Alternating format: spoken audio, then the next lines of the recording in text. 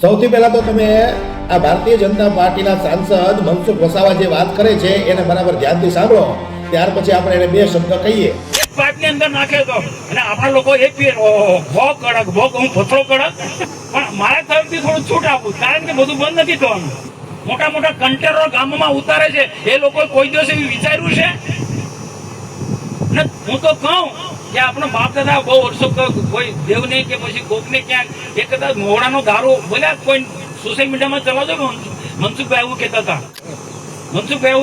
કોઈ પ્રસંગ હોય, કોઈ વાર તહેવાર હોય, કોઈ દેવને ચડાવવું હોય દારૂ, તો ઘરે મોવડાનો બનાવો ને તેનો પ્રસાદી તરીકે લો, તો આ મારા છે એવું ના કહેવાય.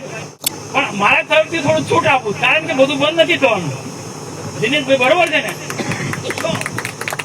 મોવડાનો દારૂ જાતે બનાવીને દવા તરીકે ઉપયોગ કરો. કોઈ ડોક્ટર કહેતા ઘણા એવા છે કે ડોક્ટરની સલાહથી, ડોક્ટર રહી બરોબર છે ને, ડોક્ટરો સલાહ આપે કે તમારે હેલ્થ માટે દારૂ પીવો પડશે. હવે આ મનસુખ વસાવા એવું કહે છે કે ભાઈ પીવો હોય તો આપણે મહુડાનો દારૂ પીવો ને, આ ઇંગ્લિશ દારૂને છોડો ને, કેમિકલ વાળો દારૂ શું કામ ને પીવો જોઈએ? આ દારૂ જે આવે છે કન્ટેનરો ભરી ભરીને, એ કાંઈ બંધ થવાનું નથી, અને હું તમને છૂટ આપું, તમે તાર પીવો.